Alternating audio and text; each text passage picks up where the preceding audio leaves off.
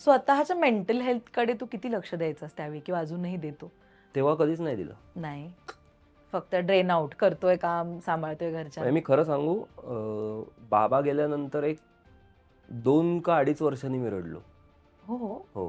म्हणजे बाबा ज्या दिवशी गेले त्या दिवशी ऑब्व्हियसली समोर ठेवलंच होतं तेव्हा तर सगळेच रडणार. पण जे असतं ना, की अरे मला माझे वडील गेले, तर मी 2.5 वर्षांनी रडलो. मला तो मध्ये वेळच मिळाला नाही.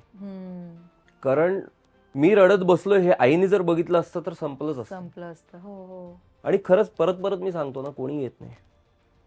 आणि तुम्ही जर त्यावेळेस उभे नाही ना राहिलात तर तुम्ही आयुष्यात कुठे उभे राहू नाही, शकता. बरोबर आहे. तेच दुःख कुरवाळत बसल्यासारखं होतं. त्याच्यामुळे मी जवळजवळ 2.5 वर्षांनी रडलो होतो. आणि आई गेल्यावर तर मी रडलोच नाही. म्हणजे मी खोटं सांगत नाही, मला यशचा फोन आला की प्रसाद तू कुठे आहेस, आईला हे ट्रीटमेंट चालली. मला आता कळलं मला की हा खोटं बोलतोय. तर मीच त्याला परत 10 मिनिटांनी फोन केला आणि मी त्याला विचारलं, खोटं नाही सांगत, की यश खरं सांग मला सगळं नीट आहे का, आई गेली? तो म्हणला तू ये. तर तो रडायला लागला. म्हणलं मला खरं सांग, तू ये, एवढंच चाललं होतं. तर मी मुंबईतून निघाल्यावर मी फोन स्विच ऑफ केला. कारण मला कळलं होतं काहीतरी विचित्र आहे. पुण्यात गेल्यावर फोन केला आणि मग पुढच्या गोष्टी केल्या.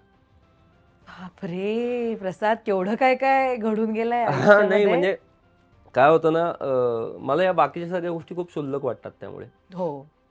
की आणि मी परत परत देवाकडे खरंच सांगतो, मी सांगतो की माझ्या आयुष्यात घडलं ते कोणाच्या आयुष्यात घडवू नकोस. कारण मे बी माझ्यावर तुझी कृपा आहे म्हणून मी यातनं निघालो. तरलायस तू. खूप लोक नाही उभे राहू शकत. कारण वडील गेल्यावर लोक वर बघायलाच मिळत नाही कोणाला. एवढं ओझं असतं ओझं प्रत्येक असतं. गोष्टीचं. हो, हो. त्यामुळे तुम्ही नाही उभं राहू शकत त्यातनं. म्हणून मी हे जे आध्यात्मिक आहे ना, त्याच्यासाठी याच याच्यावर उभा आहे. सेटवर लक्ष लागत होतं तुझं, पण काम करताना बाबा गेले, त्यानंतर आई गेली. बाबा गेल्यानंतर तर मी हो, तू गॅपच गॅपच होती. होता. पण हां. मी सांगतो काय, 13 वेळेला ज्या दिवशी मी शूट केलं ना, तेव्हा माझे हसायचे सीन होते. आणि सेटवरती गेल्यावर हरीश दुधाडे आहे ना, हरीशला फक्त माहिती होतं की प्रसादची आई गेली.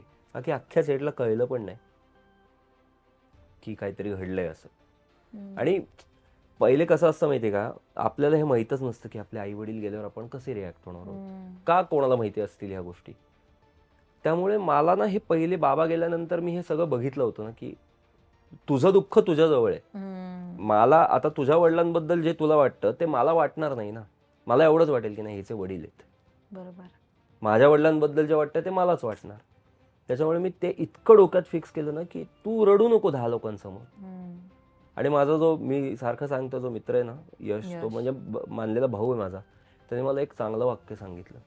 जेव्हा सगळं झालं बाबांचं वगैरे, सगळे नातेवाईक वगैरे, मला म्हणलं प्रसाद एकच सांगतो, होईल सगळं व्यवस्थित, मी आहे, काळजी करू नको, फक्त कोणाला खांद्यावर हात नको टाकून देऊस.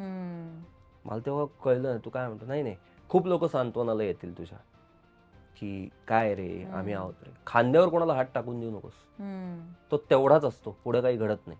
ते माझ्या डोक्यात इतकं बसलं ना, आणि मी सगळ्यांशी व्यवस्थित बोलायचो.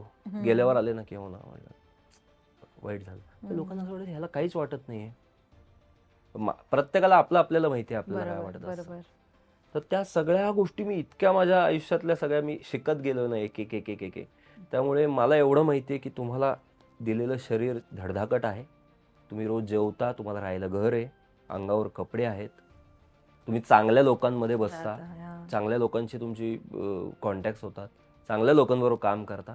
ह्याचं रोज त्याला पाया पडून त्याचे तू उपकार केलेस त्याच्या पाया पडा. बरोबर. ग्रॅटिट्यूड रोज करा, केला पाहिजे. बरोबर आहे. तर तो तुमच्याकडे लक्ष देईल.